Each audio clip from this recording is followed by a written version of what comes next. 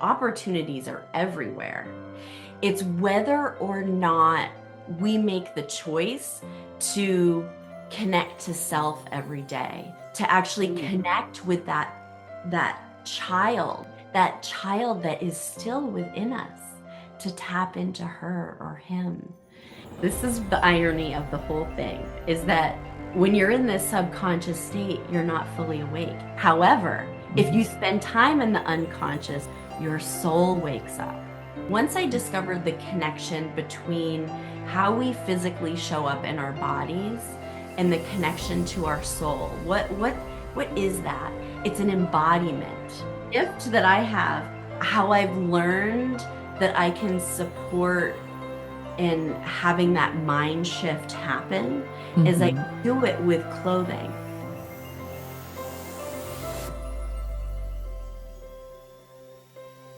So, welcome to the Michelle Chalfant Show. Jessica Papineau. I feel like I want to woo!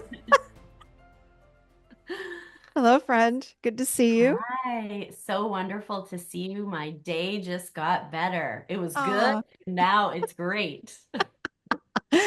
thank you. I feel the same.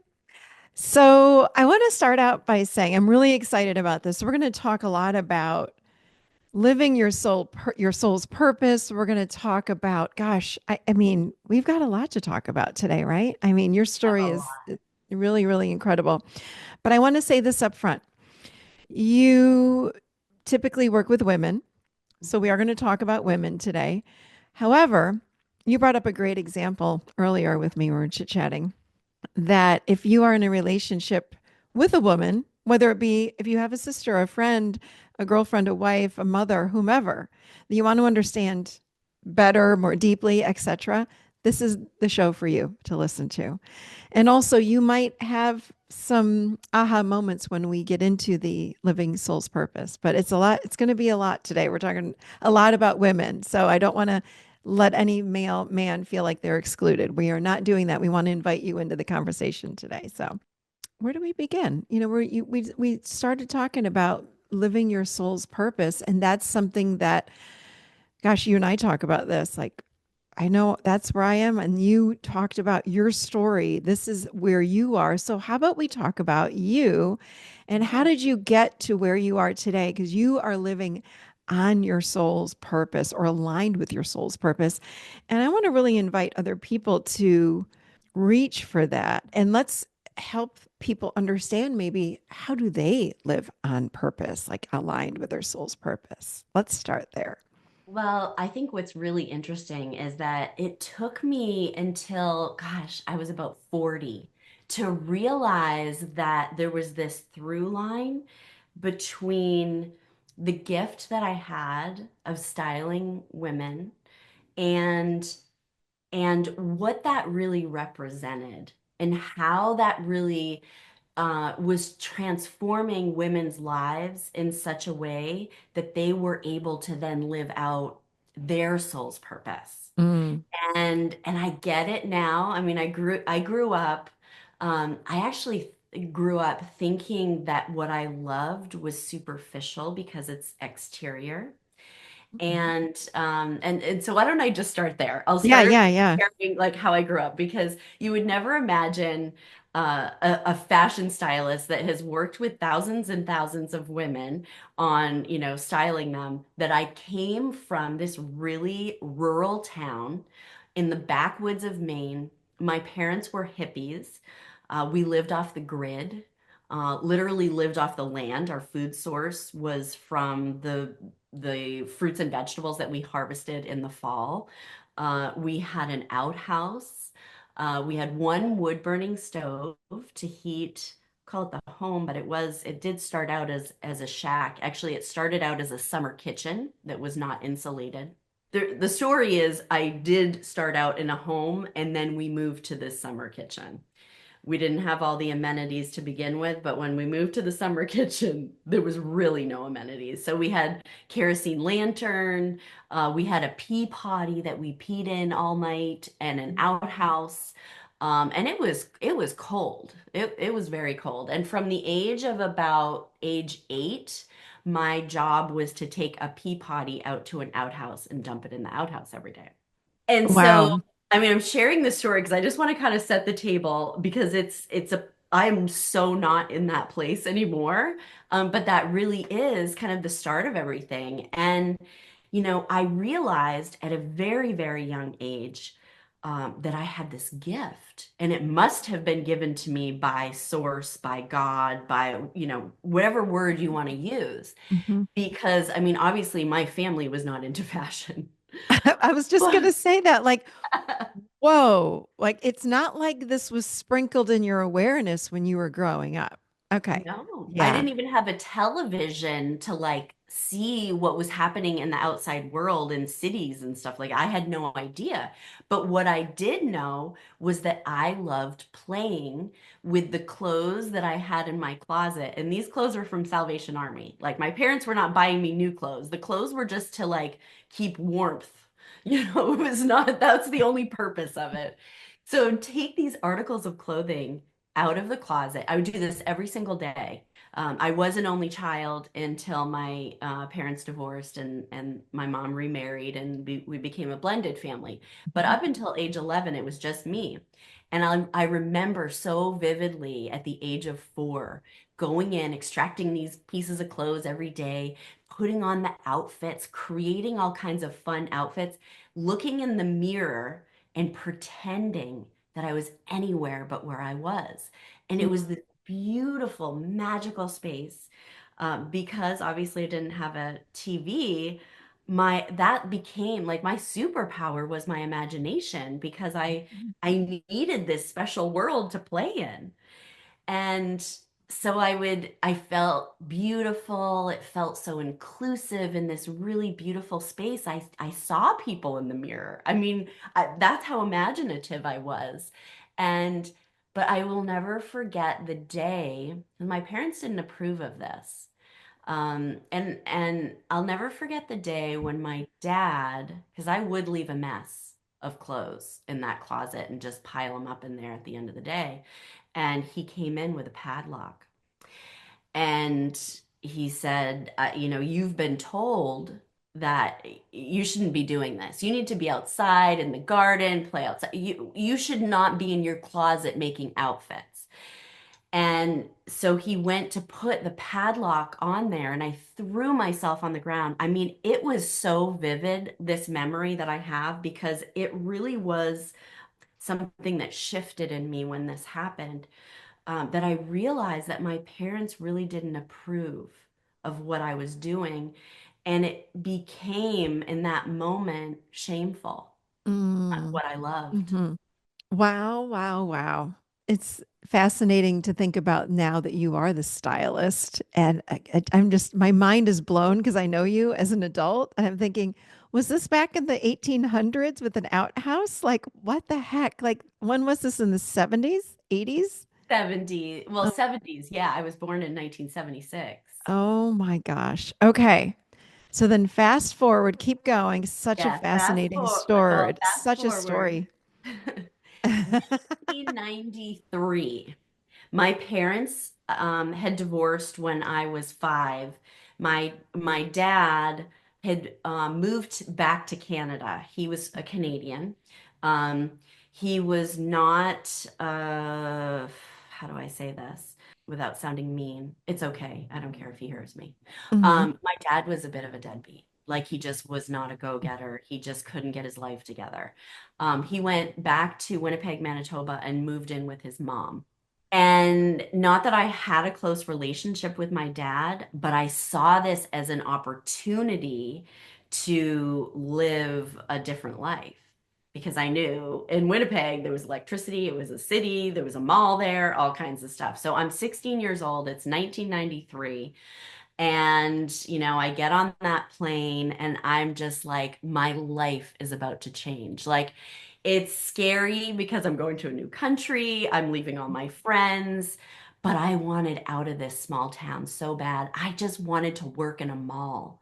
I had been Mm. dressing myself for all these years, and I would even like in Buckfield, Maine, go to the library and rip out pages from teen magazine that were they were old pictures and like recreate outfits and do all Mm. these things. I wanted to dress other women. So I get to Winnipeg, Manitoba. I'm over the moon excited. Type up a resume on an old typewriter, put on my nylons and skirt suit and heels. And I mean, I was gritty. Like I was used to taking out a pea potty. This was a walk in the park. I was gonna take two buses to get to this big mall. And I go and I made it to the mall and I hand my resume out to all these stores and I am like excited. And I'm not understanding that I don't have experience dressing women. And so I go through each store and the managers were like, yeah, fine. And they're kind of putting my resume to the side. And I get to the like furthest store in this mall and on the top floor, and it was kind of tucked away a little bit. And I just mustered up all my energy. I mean, I had been walking around this mall all day Oh my and my gosh. feet are hurting and I'm sweating and I like wipe my brow and I walk in with just as much enthusiasm as I had with the first store. Walk up to the manager and I said, I want to work here. Like, I love fashion, I love style. And I know I don't have the experience on my resume, but you need to give me a try. I would love to be here. And she said, all right, let's go. And so Wow. that was the start. That was the start of it all. And, I'll never forget, I go in for my first day, and unbeknownst to me, I had just been hired at a woman's plus size clothing store. And I'm skinny and scrawny and lanky. And I didn't know that other women, powerful women, had issues with their body or didn't, felt shameful about their body parts. I had no idea. I thought I was the only one as a teenage girl feeling awkward and lanky. Hmm. And so the first month that I was there, women didn't want my help. They would literally put their hand up and say, no, I'm fine. And so I remember I had been there for about a month and I'm taking the bus to work this one day. And I thought to myself, I am going to have to change my approach because what I'm doing isn't working and I'm dying here. Like, this is what I dreamed of and no one wants me. I Wow. felt so isolated and lonely. So this woman walks in and I asked her, how can I help? And her name is Kathy. I'll never forget her name. And she walks around the store and she pulls out all these clothes and frantically and brings them in the fitting room and comes out, leaves the pile of clothes in there. She had come out of the fitting room a couple times and looked in the mirror, and I Hmm. did see that she saw parts of her body maybe she didn't like, and she covered up with a sweater, and she looked defeated. She didn't look like the woman, the powerful woman that I saw walking in. I mean, this was a woman's like there was suiting. 1993, it was like women that were in these powerful positions inserting themselves into this man's world. And she came in, she's trying on this suiting, but she looked so defeated. She left all that stuff in the fitting room and she went to leave. And I said, excuse me. And she turns around and I said, I know you said you didn't want my help, but you came all the way to this store, the furthest store in the mall, and you must have had a purpose, but clearly it didn't work out for you. Why don't you give me a try? And she said, all right, kid, I guess so. What do I have to lose? And just like I had been doing for the last month of envisioning what I was going to put, the articles of clothing I was going to put on these women, I thought, this is my chance. And I pull all the pieces that I had imagined her wearing and I brought them in the fitting room. And she goes, I don't know about this, but I'm going to give this a shot. And Kathy goes in the fitting room. She puts on the first outfit. It was like these fitted navy blue trousers and this navy blue. So it was like this monochromatic thing where it was like a shell. And she comes out and I see her. She looks in the mirror. She does the same thing and she's like looking uncomfortable. And I said, no, no, no, wait, wait. And I take her top and I tuck it in and I take a belt and I put her belt on. And then I take this, it was a long duster sweater and I put it on her. And I take a necklace and I put the long necklace on. And then I take a scarf and I lay the scarf along the side, put on her shoes, and I step away. I'm in front of her. She's in front of the mirror. I step away, I peer in, and I watch her look in the mirror. And this shift happened. She wasn't looking at what she didn't like. She wasn't focusing in Mm. on Mhm. her tummy and her hips. She was looking at herself in all her beauty. And her eyes went from the tip of her toes to the top of her head. I watched them. And then she locked in with her own eyes and they filled with tears. Oh, And she turned towards me and she said, I feel pretty. I never even knew that this was possible. Like, I just didn't know. And she wow. said, wow, kid, you've got a gift. You've got something. You skinny, scrawny little kid. You have got something. I feel amazing. And that literally was, I believe transformations happen in moments. And that moment for me was okay, what I know, what I thought I knew at age, 4, 5, 6, it's true that it really is my gift. And so that really was the start of it all.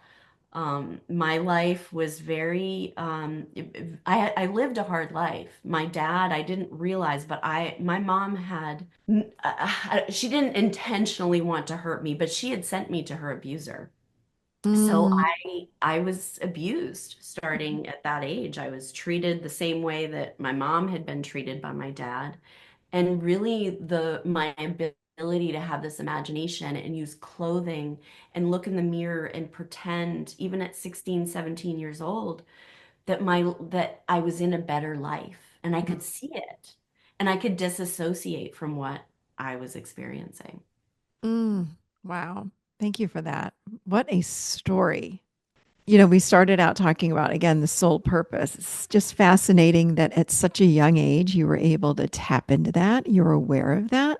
You feel like everybody has that, I would say, that we get nudges or ideas about, gee, maybe I'm here to do this, or maybe I'm here to, like, you've met a lot of people and through your career. Like, what do you think that's true? I think that there's a lot of women walking around not awake to it. Hmm. I was recently at a conference, and one of the thing I was on a founders panel, and one of the questions was about, opportunity. And the question was something like, what do you say to those that are like, I put in the work, I do everything I can, I grind, I hustle, but I don't get the opportunities that other people get. And so this is like people, it's human nature to kind of look outside ourselves and see what other people are doing and then Hmm. compare. Hmm. Um, but I thought that was a really interesting question. And how I answered it was opportunity, everyone has opportunity. Opportunities are everywhere. It's whether or not we make the choice to connect to self every day, to actually Mm. connect with that child that child that is still within us, to tap into her or him and be curious about Mhm. what she loves, what she wants, what she desires, and what her gifts are. To tap into that every day. And then with that curiosity, pay attention to those opportunities. When you say that, I think about so many of us, humans in general, but especially, moms, because so many moms now we're working and we're managing children and we're this and we're making meals. It's like we don't take time. We think we don't have the time, right? Yeah. And I love that. Just getting curious. What would be some questions that we can ask ourselves in order to tap into that gift? We all have gifts. I don't think there's a human born here that does not have gifts. We all have a uniqueness to who we are and what we have brought into or onto this world. It's about taking that time to tap in and start. I love that. Get curious. So, what would be some questions we can ask ourselves to, kind of open that up? Before I go there, I just want to I want to kind of explain that woman that you're talking about. Because Mm-hmm. that's the woman that I serve in the deepest way. She is that high performer. She is either, an executive woman, perhaps, or she's working in some capacity. Maybe she's an entrepreneur, but she also has a family, and she's really striving to be the best version of herself in every area. She's of that mindset that, she wants to be fully present when she's with her family. She wants to hold the space with her children and really be a part of their growth in their journey too. But in work, she wants to continuously elevate and reinvent herself. But she's also the woman that, like you said, Michelle, she hasn't paused. So Mm-hmm. before even asking yourself a question, Mm-hmm. I think it's just about getting quiet and pausing. And there's an exercise that I do that I've done that really got me in alignment with my soul's purpose. And it's something I still do to this day. Um, I believe if you take, so there's a period of time from the time you first wake up in the morning, there's this 20-minute window. So if you, when you first wake up, if you don't try to wake up, like you go, yes, get up and go to the bathroom, but get back in your bed and pause and be curious and sit in your unconscious because you're still not quite awake during that period of time. Mm-hmm. And this exercise isn't something that's going to necessarily bring all kinds of clarity right away. That's not the purpose of it. The purpose of it is to start getting this stream of consciousness going and then writing. I actually talk into my phone. I know that writing and actually doing that is probably the better way to go about it, but it wakes me up to do that, and I can close my eyes and talk into my phone. I did this exercise over the course of a 10-month period of time. It was a habit. I did it every single day. And my experience was because it's more than asking questions, it's just really getting quiet and getting like 'cause- into yourself, like Mm-hmm. really tapping in and tuning in. And I don't think it's about questions, it's about allowing whatever comes up to be written on the page. And what happens is when you start doing this exercise, maybe the first couple mornings, it's like, you just write something down and then you read it back and you go, well, that's gibberish. Like what, this is not working, right? But you're doing it for like a week or days go by and just there's more and more on the page. My suggestion is don't read it. Don't read it. But what will start to happen once you start tapping into it, you'll start waking up even in the middle of the night and it'll come to you and you'll put it down. It'll start to become so automatic because you're flexing this really cool muscle that you haven't Mm-hmm. flexed before. And you start tapping into your soul and tapping in to the knowing of who you are and who you Mm. were designed to be. And so I did this for over the course of 10 months. Once I had the knowing that I needed to start my own company, I knew that I had to create deeper impact for women that I was serving in a boutique. Mm-hmm. And I knew that I had to create something that was special just for them and that I could create it in my mind and I could make it happen. And so I wrote stream of consciousness. I'd wake up at 2 in the morning talking to my phone. I wouldn't read it back. After 10 months, I read it back. Wow. That was, and it was my business plan for my life. Wow. Wow, I love this. And this again, I'm thinking through what you're saying. Like it could be, I don't care what gender you are. This is for anybody. I don't care what line of work you're in. Anybody can do that. And if you say, I don't have time, then get up 20 minutes earlier. If this is about putting yourself first to really tap in, it is. it is a magical time because we're not fully conscious yet. We're not in that day yet. Like you said, we haven't gone downstairs and made the coffee or the tea and gotten the kids out of, and all that. It's like, ooh, it's so quiet and it's your time. And the thing is, your soul's waiting, waiting and wanting to connect with you. If we give our souls that time, then that's where the magic happens. Isn't it ironic? This is the irony of the whole thing, is that when you're in this subconscious state, you're not fully awake. However, if Mhm. you spend time in the unconscious, in that unconscious space, your soul wakes up. Mhm. Ooh, good stuff. I love it. I know Woo. I get so deep on the internal because I'm really going from the outside in. Yeah. And so I found this connection. Once I discovered the connection between how we physically show up in our bodies and the connection to our soul. What is that? It's an embodiment.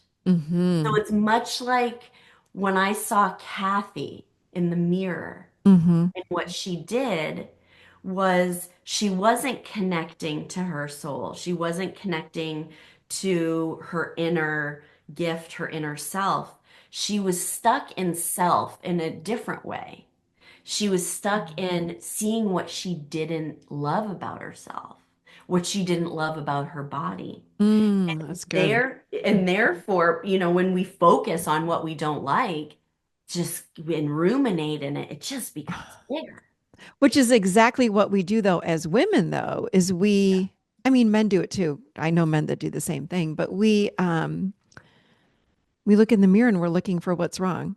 We look in the mirror and we look at what's wrong. This is too big. This is too small. This is too that. This is too whatever. It's like we look in the mirror with the lens of judgment, right? When we look in the mirror. So my Talk, gift, yeah. gift that I have, how I've learned that I can support, well, I know I'm not really working with men, but how I can support women in in having that mind shift happen is I Mm-hmm. do it with clothing. And how I do it is I show women with fit and fabric of clothing how they can highlight the best parts of themselves, Mm, how they can highlight the little curvature of the waist and the their bust, and how they can make a top kind of lie in a little bit more so you can see these beautiful shapes mhm, instead of seeing a lot of people, or a lot of women, what I see them do is they focus on one area they don't like, and then that area magnifies and they don't see their whole body. So they're mhm, just like focused there. So when I can show them how to highlight and dress them in such a way that they can look like Kathy did at their whole body and go, oh, there it is. mhm, I'm not just a stomach. I have a head, I have arms, I have this beautiful waist, I have, these great legs, and they can see their whole self and mhm, feel beautiful. When they feel that beautiful energy and their confidence and frequency rises, mhm, they can lock in with their own eyes and connect. And that's what it's all about, because when she can do that, she is able to claim those mhm, gifts. She's mhm, able to then embody it so that she can look in the mirror and go, oh my gosh, I look amazing, and walk out the door and fully allow her gifts to flow through her. And that frequency is risen to a point of this attraction, how the people that she's designed to serve with her gifts, because her frequency is so high, they attract. mm. Ooh, there's a lot right there. Let me see. That's such good stuff. I love this because it's not about our size. It doesn't, you're not, you're not advocating that anybody needs to change their size whatsoever, which I love. but it is about dressing to impress yourself. It's about you. It's not even about anybody else. And you've said this because I've seen you speak before and you're like, I don't care if you're sitting home all day. Like we were talking, I might have been talking, you might have been talking to me. I don't remember. We were in a live event. And I'm like, well, I'm just on Zoom, so I wear yoga pants during the day. That'll change my top. You're like, no, you need to be dressing head to toe, put the jewelry on. I'm like, but who's going to see me? And you're like, you do. And Yeah. I have to say, since I heard you say that, I was like, she's right. Because if I don't have anything going on, I will, with the outside world versus just engaging with my team there during the day, there is a level of confidence that happens when we are dressed up a little bit more, when I'm have a tiny bit. It's not to say you're advocating again all this makeup and hair and all this, but when I look good for Michelle, and again, it's not for anybody else but myself, there is a level of confidence and that does elevate some. And I realize that then what I put out in the world is a little different than if I'm just sitting around in yoga pants, no nothing else going on, like no hair, no makeup done. So talk a little bit about that. Well, I mean, I just have worked with so many women and I ask them a lot of questions around this. And I'm very analytical and I ask them a question why? Like, why are you not doing it? I've always been very curious. And it's really interesting because the high performing woman invests in herself in certain ways. We've all been really educated as, women that are high performers and growth mindset.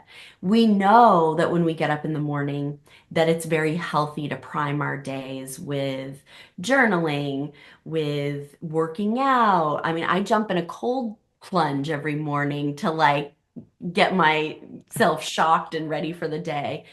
All these things get our bodies moving and our minds in the right place, listening to podcasts and all these things. And so there's a lot of intentionality there. I know so Mhm. many women that do this. Mhm. But Mhm. then they haven't given themselves enough time for the next phase of that intentionality, which is how they're physically showing up.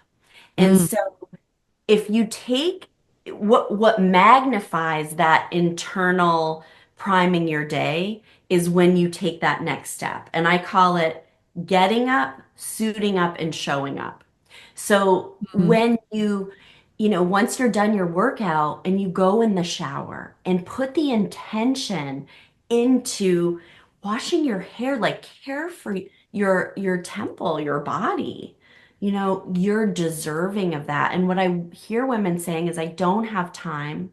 I don't Mhm. really think I should put effort there because it's kind of superficial. They also feel this like it's superficial. I don't Mhm. deserve to do that for myself. I should be putting my time into my kids or whatever it may be. But taking that time, if it's day 5, like shave your legs and wash your hair for God's sake. Get out of the shower, put your intention into the ritual of putting your Mhm. skincare on. Dry your hair like and do it with love and caring for yourself. Listen to your podcast at the same time if you desire. That's what I do. But put that is a sacred time just for you. And when Mhm. it's time to go in your closet and you're choosing your outfit for the day, just be just be thoughtful of what that day is going to bring because really it doesn't matter what that day is going to bring. If it's a Monday, go in there and put on your best dress and start your week. To me, Monday is my favorite day of the week because it's like, what's ahead, you know? And put on your outfit and feel great in it. Kind of marinate in that in the mirror give yourself that pause, give yourself that moment to see yourself in all your beauty, and then start your day because you're showing up not just for the people that need you to be fully present and fully in Mhm. your body, embodying, and claiming all your gifts. Showing up, like you said, Michelle, for yourself. And when I listen to you, I hear so much self-love, self-care, self compassion, so all of it. This is, again, I love that it's for no one else. It's for no one else but us. But wouldn't you say the same thing to someone that is a stay-at-home mom, not an executive, not, I mean, it's everyone, correct? It's everyone because you show up differently. So as Mm-hmm. a mom, gosh, I Mm-hmm. remember those days. I remember when my kids were young and Ben was, gosh, he was 3.5 or 4, and I had this young, I had this newborn baby. And I remember I used to actually, this is terrible. I can't even believe I'm saying this on your podcast.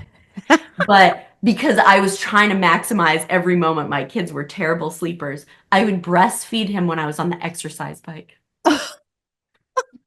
And then I'm like trying to take the shower, right? And Oh he my was God. colicky, and I'd take my foot and I'd be shaking Yeah. the chair, and I'd be washing I had the door open, be washing my hair at the same time, brush my I mean, it was a dance. It was, and nobody talks about these things, but I No. wanted to feel great. But I mean, I remember sometimes I didn't have time to do all the things.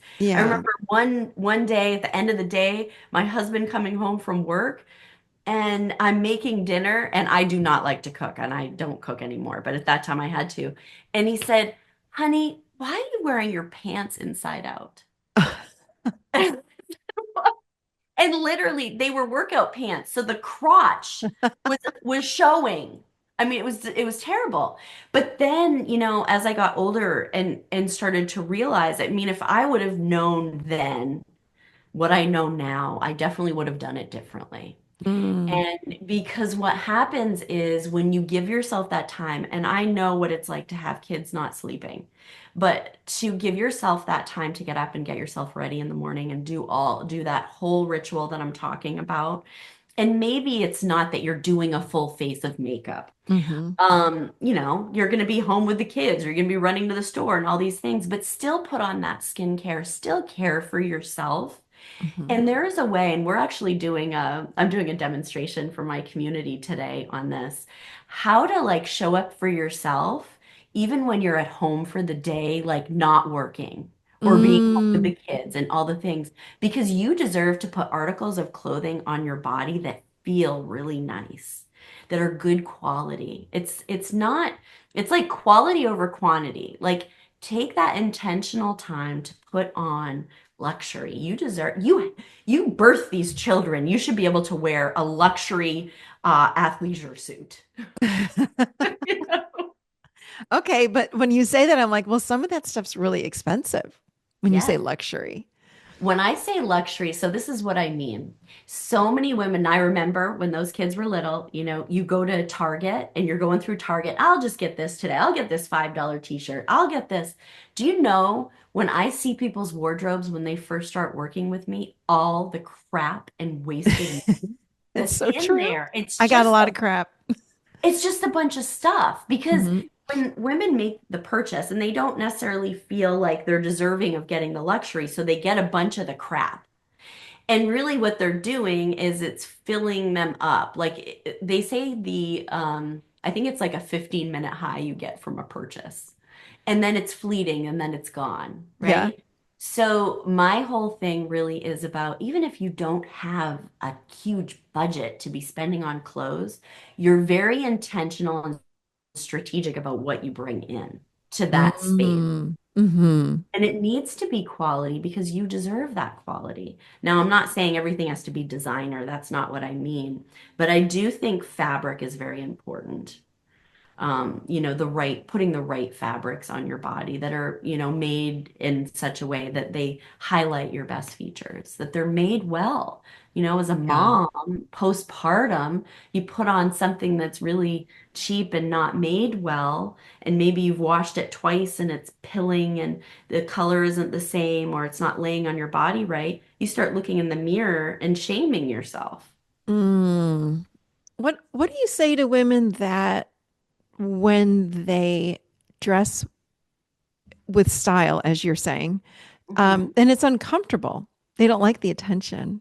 Oh my gosh. Oh, you listened to me. We had this conversation before. Yes. And this is why when I work with clients, we work together for a an extended period of time because there's a Mm. lot of coaching that's involved. It's the clothes is the vehicle. That's only one piece of it.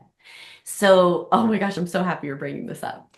So what I do find that happens, so she does the whole thing where she finally sees herself in all her beauty, but then she has to go out into the world like that.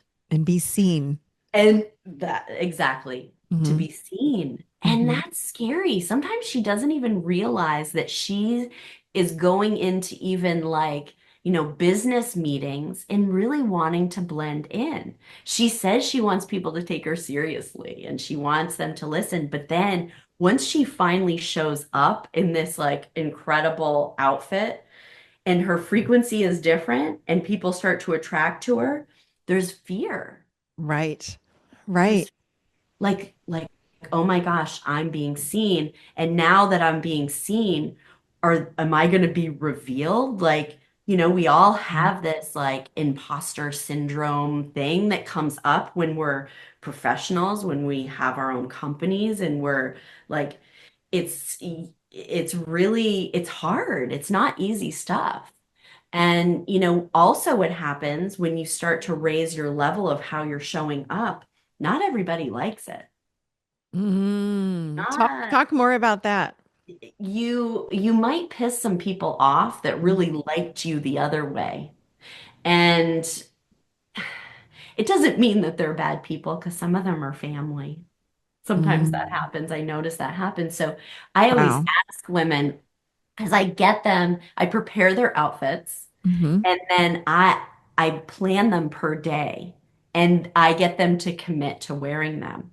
And there's an uncomfortable, like I said, in that. And then when we do our coaching calls together, like our strategy calls, I ask them what it felt like. Like what's the response that you're Hmm. getting?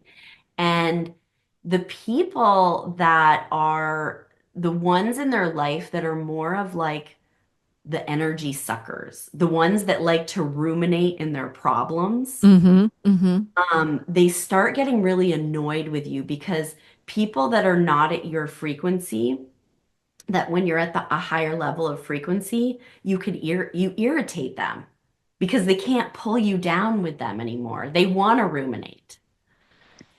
Break down a little bit what that means if you're at a higher frequency. When you're at a higher frequency, that means that you are fully in your power Hmm. and you fully claimed your gift. And Mm. so in doing that, not only, the exterior and how you're looking, people are looking at you going, "Oh, wow, she's the expert in her field, like she's the real deal."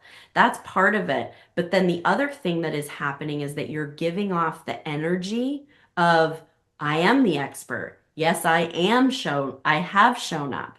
I am here for you." And it's like a magnet for the people that need it. So you might shed some people going through this process, but what you will gain are the people that really needed to be in your life that they weren't having that opportunity before because they didn't see you. You Mm. weren't even allowing yourself to be seen. Hmm. Mm. So much of the, it's interesting when I think about what you do, what your career is. It's so much, it's not even as much about the clothes or the style. It's truly, you're doing deep emotional work with these women and really helping them find their power and be okay with themselves and even better than okay, but eventually through the process, like really learn how to love themselves and well, like themselves first and then love themselves and embrace their power and step into confidence and all the things. It's such deep emotional work. It's just a different way of getting there, right? Instead of someone going to coaching or therapy, it's like, wow, doing this work, it's hard, hard for people. I would imagine some people have a really hard time or they look in the mirror and they cry or they're overwhelmed or I'm imagining a lot of emotion that comes up going through this process. There is, and I hold the space. I have to hold that space with them, because sometimes what happens is, and this is how I've really realized and honed in on why it was so critical for me to grow up the way I did, like why that was actually a gift, because I have that ability to hold the space with them. And when they can't see it for themselves, I can close my eyes and I can imagine them as they were designed to be. Like I can see them in color. Like I can close my eyes, Michelle, and I see them.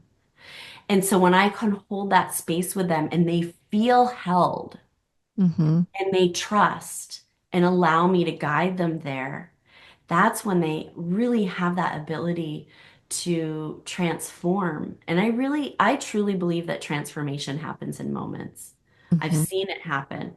But, there's transformation, and then there's what are we going to do with that transformation, right? How are we going to keep that momentum going and not revert back to our old self, our past life? Right. What do you advise for people? I get that question a lot. What do you say to people? It's Because they don't about want to go back.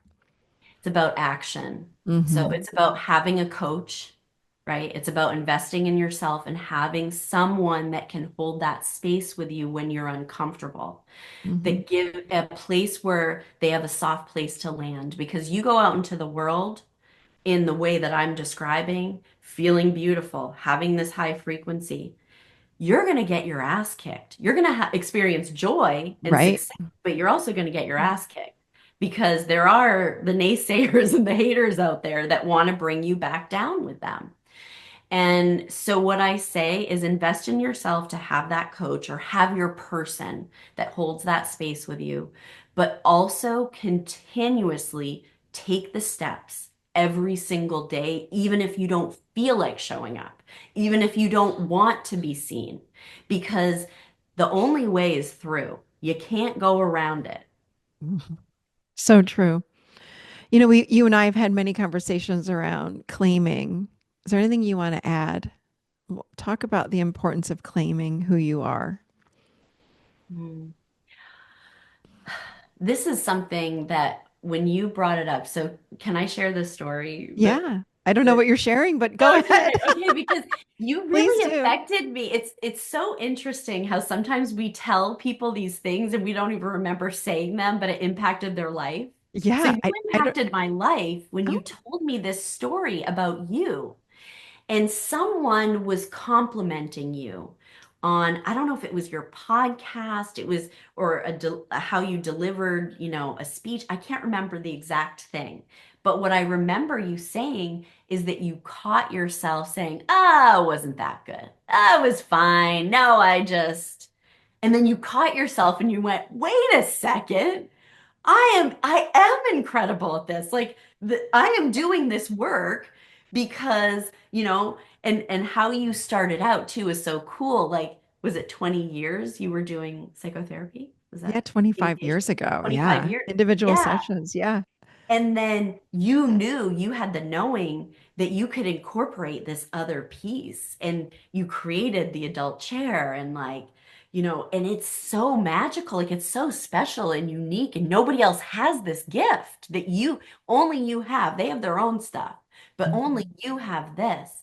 And you realize you're like, yes, that is mine and you claimed it in that moment. And I think, we can be, we can have our days that we're a rock star and we fully believe it and we've stepped into it, but we have our moments too where we're like, I'm not that good. But to have that awareness, it deepens the work that you can do because when you fully claim it, Mhm. it it's a very unselfish thing because it allows those that really need what you have to offer to be attracted to you. Because when you claim it, you share it Mm.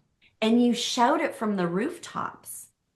I was Mhm. just talking with a woman at this event that I went to about claiming, and I was talking, and when I said claiming, she was more talking about marketing herself. And I said, marketing yourself is claiming what you do and shouting it from the rooftops. Right. Right. Love it. Yeah. I can't remember. I do remember you saying, "Oh my God, that claiming is powerful." And I thought, Yeah. I just find that, let's take clothes, for example. When someone says, "Oh, I love your blazer. You look so nice." Oh, this whole thing. Yeah, blah, blah. We don't allow compliments to land, praise to land. Sometimes we'll say, "Oh, thank you." But do you feel it? Claiming is the next level of that. And yeah. And when we do that, it changes us inside out. It's an inside out process that happens when we start saying, "You know what? I am great at that. Yeah. I am." Yeah, like I am great at baking. I make amazing, and I'm not me. I'm thinking of my sister and one of my coaches. Like, I make amazing baked goods. I make amazing sourdough bread, let's just say. I'm great at it. And what I don't hear in our world is typically that women specifically own it. We don't own it. And that's claiming, like, I am great at that. And start owning it, start claiming that for yourselves, because that's where the shift starts to happen big time internally. Because when you start doing that, everything on the outside starts to change as well. You want to add to that at all?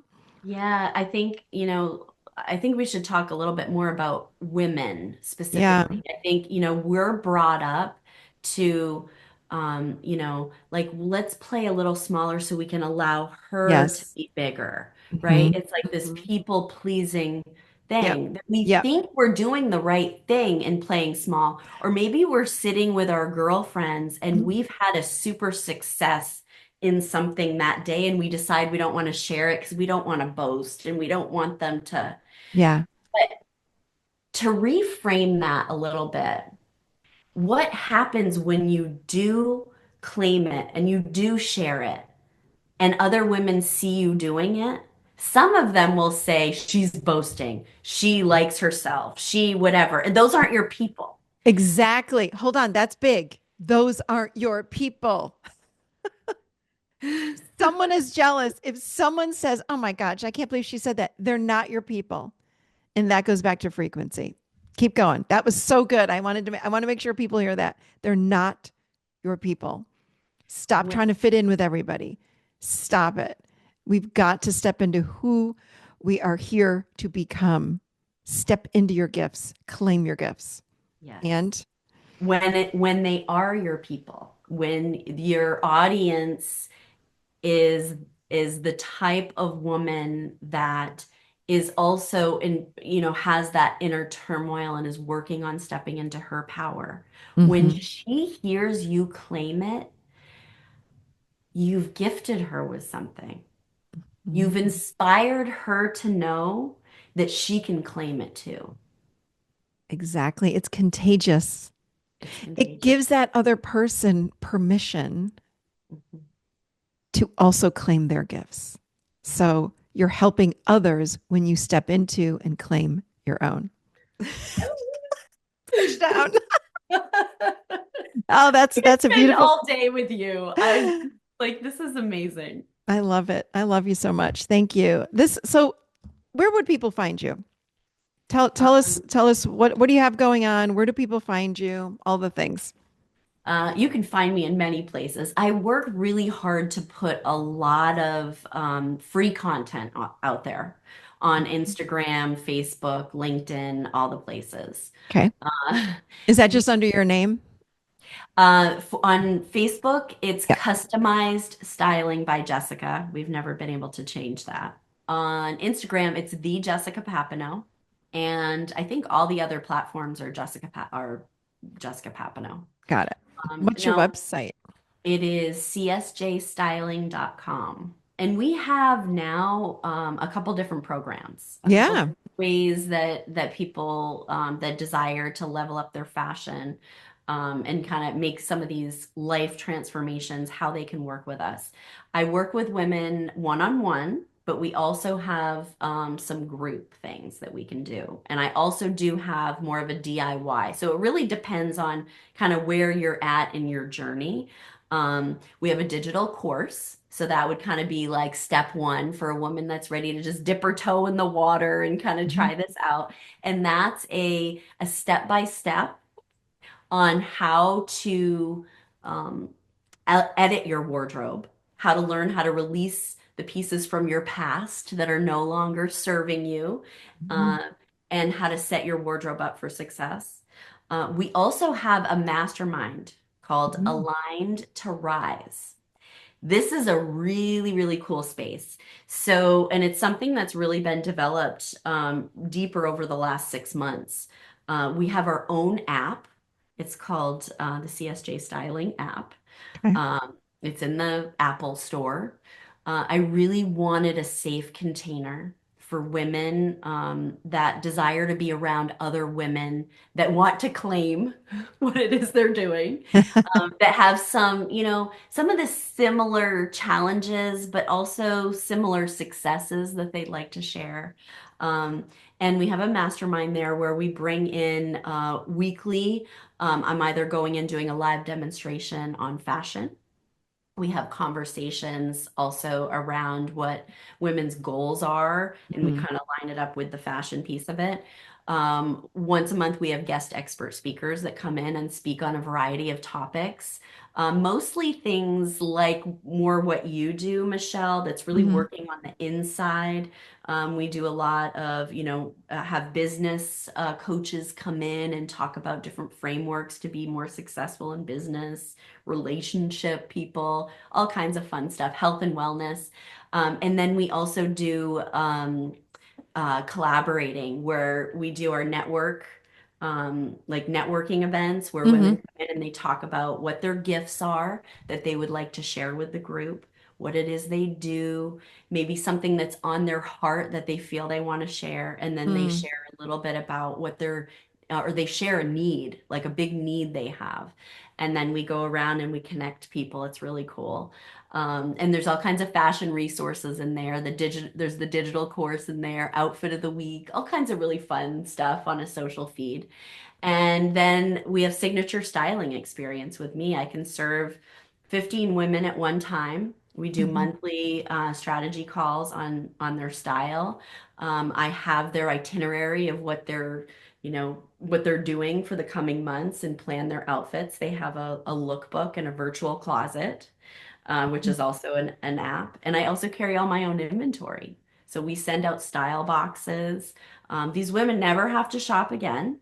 I know some of them may like shopping, but they don't have to, Right. because we do it for them and prepare their outfits for the day. They just look at the app and they go, oh, this is what I'm wearing. Oh, this is what I'm packing for that trip and That's wearing on so stage. great.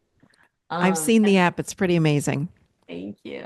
And Mhm. I want to offer your people a free styling call. Oh, wow. Thank you. Where would they go to do that? I'm gonna give, if you don't have one already, I'll make sure that you have the link so you can put it in the show notes. Okay. And the purpose of that call would be just to learn a little bit about some of the needs Mm. that you Okay. may have. All right. I love, thank you so much. This was wonderful. Thank you, thank you, thank you for all that you're doing in the world with women, but also I really hope the men that stayed with us today feel inspired, because I think a lot of what we talked about would be for men for sure as well. So it's finding your soul alignment with your true gifts, whatever you're here to do, and then really stepping into who you are and putting yourself out there in a beautiful way, inside and out. Thank you, Thank thank you, you. Michelle. Love you, I had babe. so much fun with you today. Thank you.